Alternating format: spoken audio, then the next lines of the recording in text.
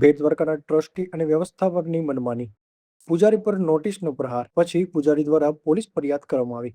બેટ દ્વારકા મંદિરમાં પ્રશાસન દ્વારા કોઈ પણ પ્રકારની સુવિધા ન હોવાથી યાત્રિકો માટે મુશ્કેલી, શૌચાલય, પીવાનું પાણી તેમજ સિનિયર સિટીઝન માટે કોઈ સુવિધા ન હોવાથી યાત્રિકો હેરાન પરેશાન થતા હોય છે।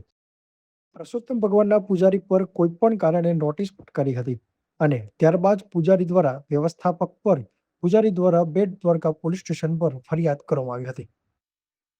સુમણિયા સાથે સમય સંદેશ ન્યૂઝ બેટ દ્વારકા ભગવતભાઈ। તો ભગવતભાઈ, આપણે બેટ દ્વારકામાં આવેલા મંદિર એની અંદર યાત્રિકો માટેની સુવિધામાં બાથરૂમ, પાણીનો પરબ, સિનિયર સિટીઝન માટેની લાઈન અલગ મૂકેલી છે કે નહીં? આવી કોઈ પણ જાતની સુવિધા આ મંદિર ટ્રસ્ટ દ્વારા અથવા તો નિમાયેલા વ્યવસ્થાપક દ્વારા કોઈ પણ જાતની કરવામાં આવેલી નથી। ખાડા ખોદી ને અત્યારે કેટલી ભીડ છે, કેટલી વ્યવસ્થા છે, કેટલી ઓલું છે, છતાંય પોતે ખાડા ખોદી અને દરેક જગ્યાએ અડચણ ઊભી કરીને યાત્રિકોની કોઈ વ્યવસ્થા જોવાને બદલે માત્ર પોતાના તગલખી વ્યવસ્થાપકના નિર્ણયો અને ટ્રસ્ટના નિર્ણયોને કામ અનુસરી બાથરૂમ સંબંધિત પરિસ્થિતિ અત્યંત ગંભીર છે। પાણી માટે જોવા જઈએ તો કોઈ યાત્રિકો માટે પાણીની વ્યવસ્થા નથી। નંબર 2 કે સિનિયર સિટીઝનની તો એની કોઈ અલગ લાઈન કરવી, ઘણી લાખ તો યાત્રિકો અત્યારે ગરમીની મોસમમાં કેટલા પડી ગયા છે એવા પણ દાખલા છે। એથી વિશેષ જરાક જો આગળ જઈએ તો હમણાં 2 કે 3 દિવસ પહેલાં એક એવી ઘટના ઘટેલી હતી કે અચાનક નક્કી કરી ને સમય પહેલાં દર્શન બંધ કરી દીધા હતા, ત્યારે ઘણા માણસો પડી ગયા હતા, લાગી ગયું હતું। આ બધા જે કંઈ પણ છે વ્યવસ્થાપકના તગલખી નિર્ણયો હિસાબે આ મંદિરની વ્યવસ્થા ઘણી બધી ખોરવાય, ટ્રસ્ટીના નિયમના હિસાબે વ્યવસ્થા ઘણી બધી ખોરવાય છે। હાલમાં સંડાસ બાથરૂમની પણ વ્યવસ્થા નથી, સિનિયર સિટીઝનની વ્યવસ્થા નથી અને આ પાણીના પરબની પણ વ્યવસ્થા તો ભગવતભાઈ, બે દી પહેલાંનો તમારો જે વિડીયો છે, એક યાત્રિકારે તમારી જે ચર્ચા થઈ રહી હતી તે શું વિષય હતું? આ વિષયમાં વિડીયો કે યાત્રિકો ઝારખંડથી આવ્યા હતા અને આ યાત્રિકો ત્યાં ઊભા હતા તો બેટ દેવસ્થાન સમિતિ દ્વારા એવો નિર્ણય લેવામાં આવ્યો કે મંદિર 11 વાગ્યાની આસપાસ મંદિર ખુલ્લા હતા અને અચાનક નિર્ણય લેવામાં આવ્યો કે મંદિર 4:30 ખુલશે અને 11 વાગે મંદિર બંધ કરી દીધા। તો 4:30 વાગે મંદિર જો ખુલ્લે આવો મનમાની તલગલખી નિર્ણય જો વ્યવસ્થાપક દ્વારા લેવામાં આવતો હોય તો એ યાત્રિકો રડતા કરગરતા હતા કે અમે કેટલા દૂરથી આવ્યા છીએ, અમે કેટલા પરેશાન છીએ, ક્યાં ઝારખંડ ને ક્યાં 5 મિનિટની અંદર જો પોતે નિર્ણય લઈ અને અમને હેરાન પરેશાન કરે તો કેટલા માણસોની વ્યવસ્થા ખોરવાથી એવા પ્રૂફ પ્રમાણના વિડીયો પણ આપણી પાસે છે। તો આવા તગલખી નિર્ણયો વ્યવસ્થાપક દ્વારા લેવામાં આવે છે જેનો એક પુરાવો આપણી પાસે મોજૂદ છે। તો ભગવતભાઈ, આવી રીતે મંદિર પ્રશાસન અને વ્યવસ્થાપક આવો નિર્ણય લઈ શકે ખરો? બિલકુલ ન રહી શકે, કારણ કે આ મંદિર ગામનું છે। આવા સમયે, સાંજના સમયે જ્યારે આ જ દિવસે એક બીજી પણ ઘટના ઘટેલી હતી કે આ ગામનું મંદિર છે અને ગામના તમામ બૈરાઓ લોકો જેટલા જ્યારથી મંદિર દીવાબત્તી પેટતું હતું ત્યારથી શયન આરતી કરે એના પૂર્વજો અત્યારે હજી સુધી શયનમાં આવે છે। સાહેબ, એમના પરિવારો જ્યારે દર્શન કરવા આવ્યા હતા તો અહીંયા 8 વાગ્યાની આસપાસ જ્યારે શયનભોગ નહોતો સર્યો એની પહેલાં જ્યારે દર્શન કરવા આવ્યા હતા ત્યારે આ જ વ્યવસ્થાપકશ્રીએ એમને કહી દીધું કે ગામવાળા કે બહારના અત્યારે મંદિર બંધ છે, શયન તમે કાલે કરજો। તો સાહેબ, જો આવા ગામનું ન રાખતા હોય, યાત્રિકોની વ્યવસ્થા ન કરતા હોય તો આવા હૈણાકશુપની વૃત્તિ ધરાવતા જો આવા વ્યવસ્થાપક હોય તો સાહેબ આ ખરેખર બહુ દુઃખદ વાત છે। તો તમારા ગામની અંદર એવું થયું કે અંધેરી નગરી ને ગંડવું રાજા, તો તમારે આ વ્યવસ્થાપકોને આ ટ્રસ્ટીઓ વિશે શું કહેશો? સાહેબ, વ્યવસ્થાપક ટ્રસ્ટીઓ વિશે તો એટલું છે કે એને કોઈ યાત્રિકનો વિચાર નથી, મંદિરને કેટલું નુકસાન જાય છે, અહીંયા રહેતા તીર્થ પુરોહિતોને કેટલી તકલીફ પડે છે, ગામ લોકોને કેટલી તકલીફ પડે છે, એને તો અહીંયા જે મંદિરના બંધારણ મુજબ આની જે વ્યવસ્થાપકની નિમણૂક કરવામાં આવે છે એ બંધારણની અંદરના ભાગમાં વ્યવસ્થાપક કંઠીબંધ હોવો જોઈએ, પુષ્ટિ સંપ્રદાયની કંઠી હોવી જોઈએ, પુષ્ટિ સંપ્રદાયનું જ્ઞાન હોવું જોઈએ અને એને મામલતદાર કક્ષાના હોદ્દા ઉપરથી રિટાયર થયેલો વ્યવસ્થાપક થઈ શકે। આવી કોઈ પણ પ્રક્રિયા આ વ્યવસ્થાપક શ્રીમાં તો દેખાતી નથી। જય હિન્દ, જય ભારત, જય દ્વારકાધીશ। જય દ્વારકા। મારું પરિચય આપશો? મારો પરિચય છે, હું પુરુષોત્તમરાયજી મંદિરનો પૂજારી વિપુલભાઈ દવે।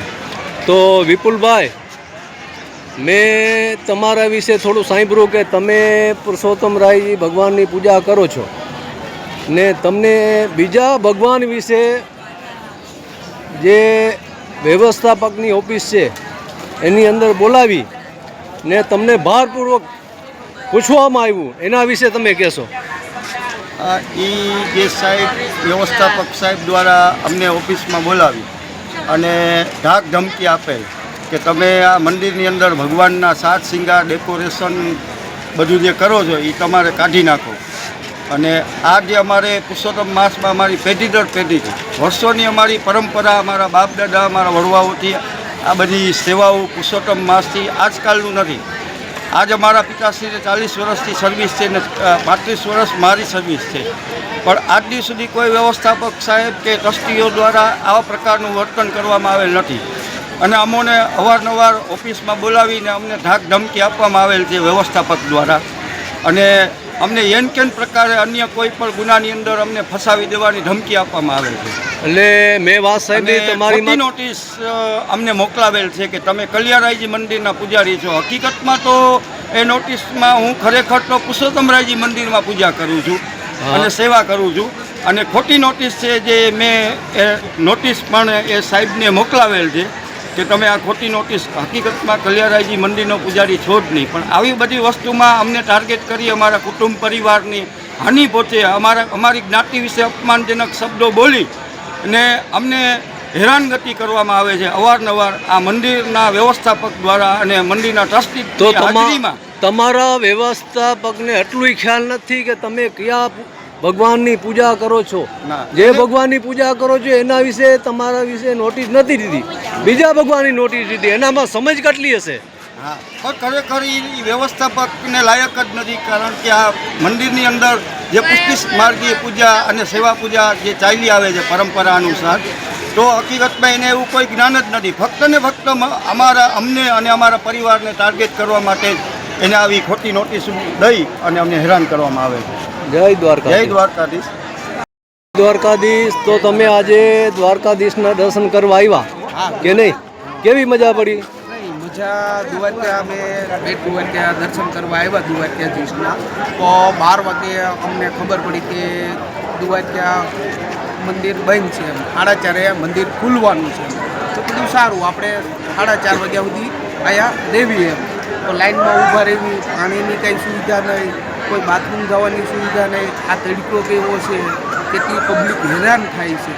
અમે ઠેઠ 500 કિલોમીટરથી આવીએ છીએ રેડી, આજ બહુ હેરાન થયા છે દ્વારકાની અંદર. તો બીજા મંદિરોમાં તમે ગયા, વहाँ કોઈ જાતની ત્યાં સુવિધા બહુ સરસ મળી. પણ બેટ દ્વારકાની અંદર આવ્યા તો 12:30નું બંધ થઈ ગયું, તો લાઈનમાં ઊભું રહેવું પડ્યું રેડી. ને હજી હેરાન થાવી જ છે.